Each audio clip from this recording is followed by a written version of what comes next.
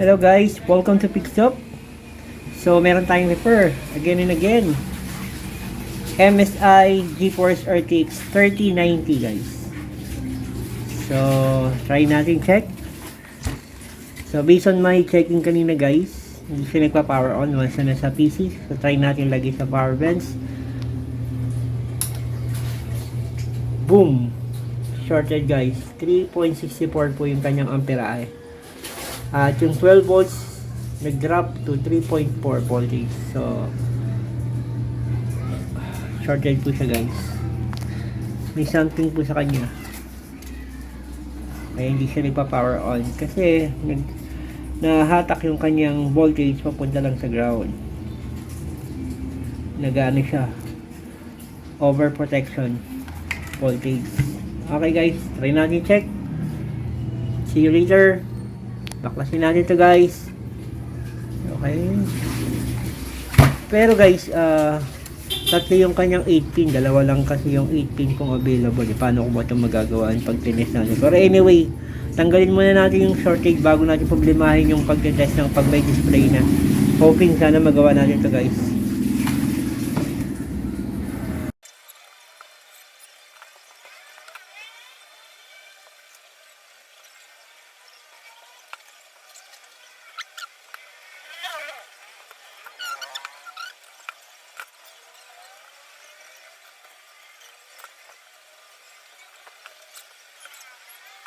So guys, check natin. Ohms reading tayo guys. Resistance tayo. Resistance checking.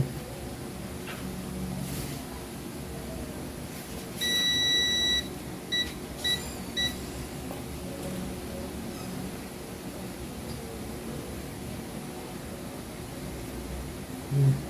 23 ohm. 12 volts ito eh. Ang baba ng 12 volts natin. Shorted yata ito.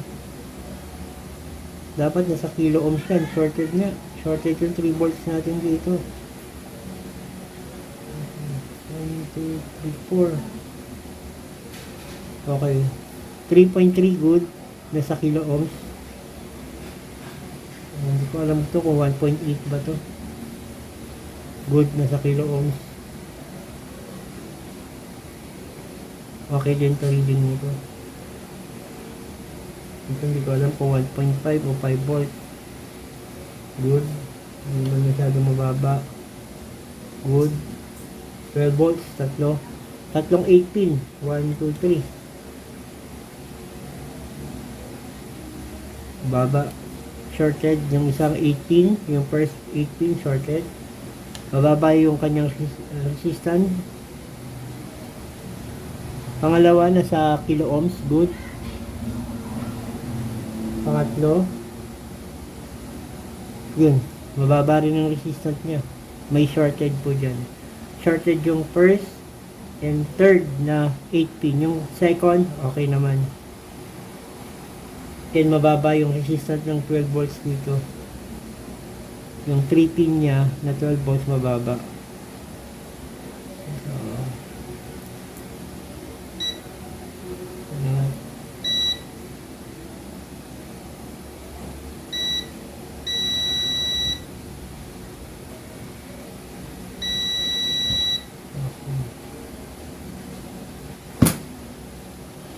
Try natin guys voltage inject.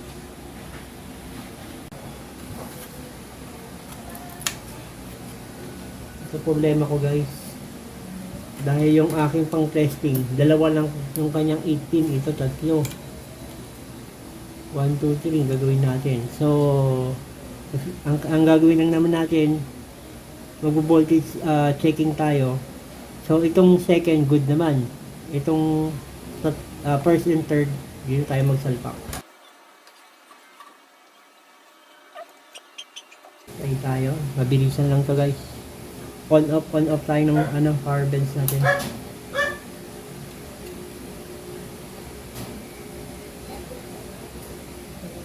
Sorry. Wala tayong 12 volts dito. Wala tayong 12 volts. Walang 12 volts. Hindi naman umiinit yung processor, okay. Sorry, GPU. Okay, wala rin voltage to. Walang voltage. Walang voltage. Okay, wala. Wala. So, missing tayo. Lahat ng voltage is missing. Ni isa wala. Totally shut down. So, ito po yung ating power vents. Ang lakas ng kain niya. So, yung 12 volts nag-drop sa 3.2. Yung kanyang amperahe, 3.63. Napakataas niyan, guys. So, direct ang kanyang shortage is direkta. MOSFET yan or capacitor napin natin, guys. Napakataas eh. So guys, try natin mag-check sa thermal camera natin para mabilis yung trabaho natin, guys. So, okay, power on natin. Ayun, dalawa guys, meron. Okay. Bila, meron din ba?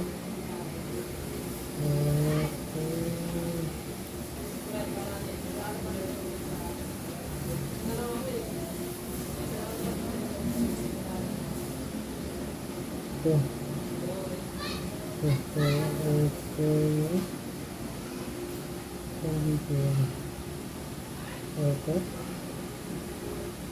Pangalawa.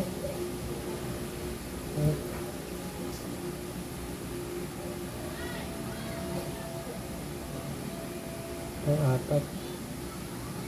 Ito guys, umiinit. Kanya. Pangalawang MOSFET. At pang-apat. Pangalawang MOSFET. At pang-apat. Dito meron ba?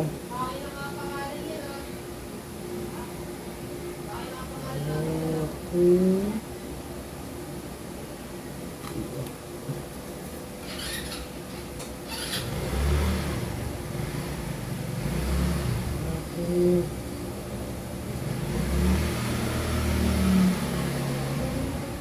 So yun guys, ito yung umiinit sa atin. Kita nyo ba? 1, 2.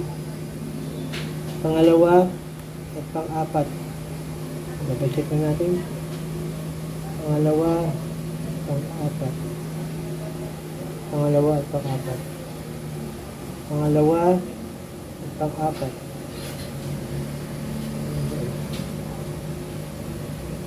Okay.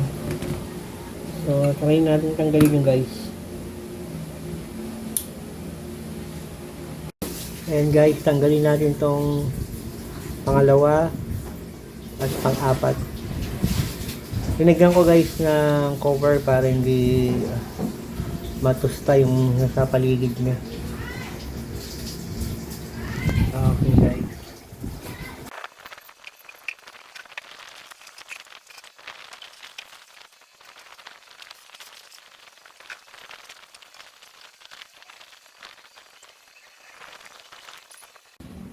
So guys, welcome back. Natanggal na natin guys yung tatlong umiinit na MOSFET. Tinanggal ko. Actually, dalawa yung guys. Kanina sa thermal camera, yan yung umiinit yung dalawa. Yung pangalawa at yung pang-apat. Yung dalawang MOSFET na yan. Pero yung pangatlo guys, tinanggal na rin natin dahil chinek ko sa multimeter, mababa yung resistance niya. So yan guys, try natin guys mag-isolate. Try natin kung mayroon pa tayong shorted dito sa unang 8 pin na 12 volts at pangatlong 8 pin na 12 volts. Isolate muna tayo guys. Okay. Dalawa lang guys yung pang test ko na 8 pin. Sa ngayon guys, try muna natin tanggalin yung mga shorted nya. Bago natin isipin paano natin gagawa ng paraan yan. Okay. So, isolate tayo guys. Buksan natin yung ating power bench. Dapat di kumakain niya ng amperahe. Yun guys, okay, good. yung 12 volts natin hindi na nagda-drop dahil hindi na kumakain ng amperahe. Okay, so meaning nyo guys, dito sa pin 8 pin na number 1, 8 pin na number 3, okay na, good na yan. Dapat may voltage na yan guys. Dapat mayroon ng 12 volts yan. Okay. 12 volts tayo guys. Checking tayo ng voltage. So okay, mayroon na guys. So, mayroon na guys. Okay. Good. Patayin natin.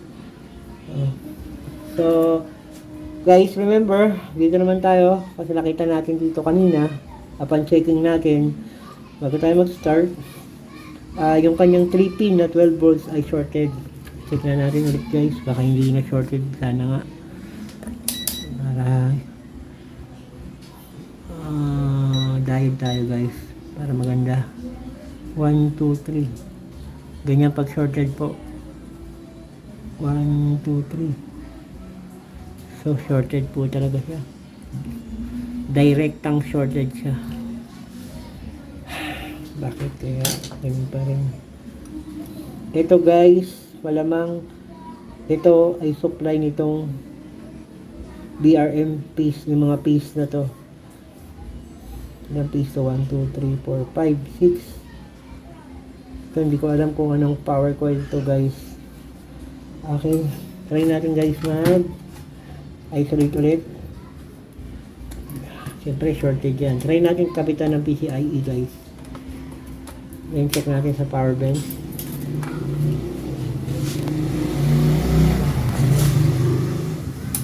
Okay, yun guys. Yung 12 volts natin nagda-drop ng 3.8 volt lang. Tapos yung kain ng amperahe napakalakas, 3.78, 3.75 yung amperahe natin. So kung ganyan kalakas ang kain ng amperahe guys, meaning ang shorted niyan ay MOSFET or capacitor, SMD capacitor. Hindi naman siguro to kasi ito ay naka power rails para dito sa tatlo. Ibig sabihin nandito. Okay guys, try natin mag thermal camera ulit. Post ko lang. So guys, iwas natin yung camera. Masyado na hindi makita nyo. Okay. Power on natin ulit yung ating power bench. Mainit pa ng konti sa side na to. Pero dito tayo sa kabilang side. Nakikita nyo ba? Yun guys, nakita nyo? Lumabas na agad. 1, ano to? 1, 2, 3. Pangatlo. At meron pa dito, ano to? Resistor. Kuha natin ang video guys. 1, 2, 3. Tama ba? Yan guys, oh. At ito. 1, 2, 3. Pangatlo sa taas. At ito. Meron pa ba sa likod? Wala naman.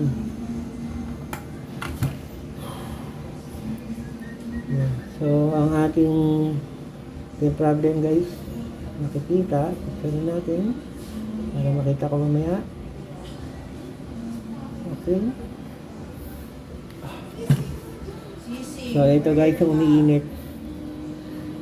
1, 2, 3. Ito. At itong current resistor na to katabi ng ating fuse. So, is ito usually guys pag umiinit ang isang resistor, yung binubugahan nilang supply ay may problema. Okay.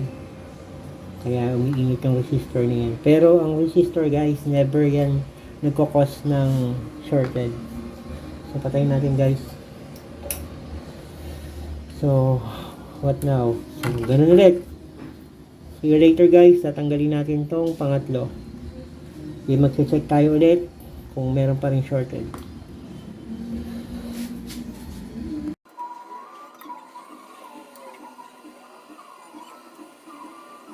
So guys, yan. Tanggalin natin yung MOSFET. May init pa ng konti. So try natin guys test. Dive mode tayo guys. Kita nyo ba?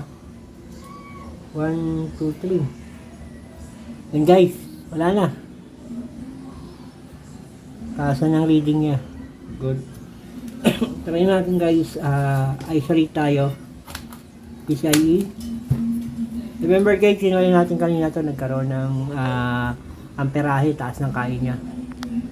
And then try natin. Okay. Boom! Wala na guys. Okay na. Hindi na kumakain ng amperahe guys. So okay. Try natin kung may 12 volts na dito.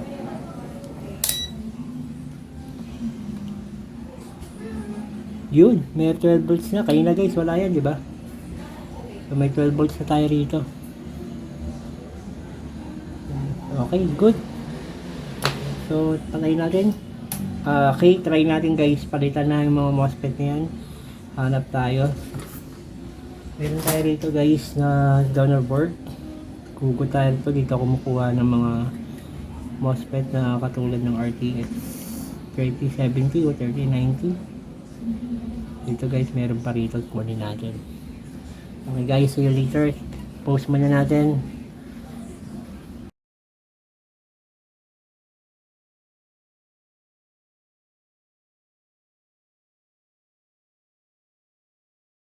Guys, finally, ito na. Ito-test natin si MSI GeForce RTX 3090. So, good news guys, nag-load siya sa Windows.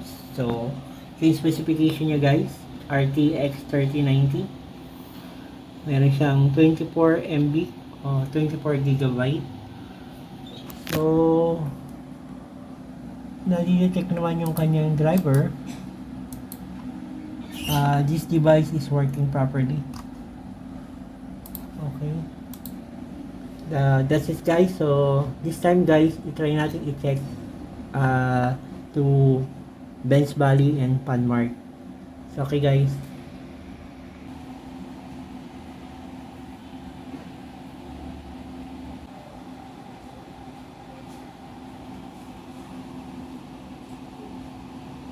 So that's it guys. Pumunta sa Valley Benchmark. Naka-stream tayo. Ito guys, pangatlong test ko na to sa Valley Benchmark. Yung first test ko guys, para hindi mabigla, nag-basic muna ako. Then yung pangalawa guys, nag-try ako mag-stream. Then guys, yung pinaka-last, nag-try ako ng Extreme HD, yung pinaka-todo niya. So, yung temperature niya guys, nasa 70 plus lang. Bumababa pa siya ng 67 o 66 yun guys. So, pinaka-todo niyang temperature guys is 72, 71. Ganun lang po siya. So, ibig sabihin guys, maganda na yung performance niya. So, hindi ko siya gano'ng may test guys sa Panmark dahil masyadong mataas na ang wattage pala nitong GeForce RTX 3090. Ang aking power supply is 60 watts lang. 60 watts lang ang power supply ko. Ano po ba? 60 watts lang yung power supply ko. Baka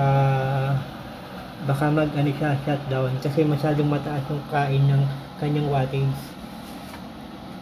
Kaya tinry ko muna step by step itong Valley Benchmark, pero enough na tong test na to. Naka-Extreme HD naman siya.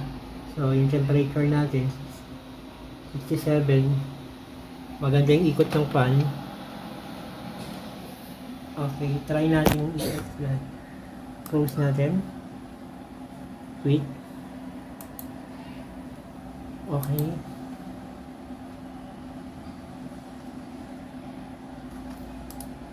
So, ito guys. Ating ano yun? Temperature 57.7. Yung memory temperature 68, RPM natin umiikot na, bumababa na siya, nagno-normal na siya. So that's it guys, thank you very much for watching. God bless po. After natin ma-test ng bali benchmark yung basic, extreme, saka extreme HD. So try natin guys, i-test na siya ngayon sa Panmark. So ito pa yung ating specification, sensor,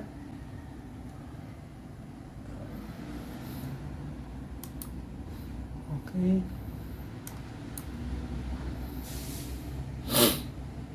and guys, ito yung ating CPU. Hoping sana kahit mga 10 minutes lang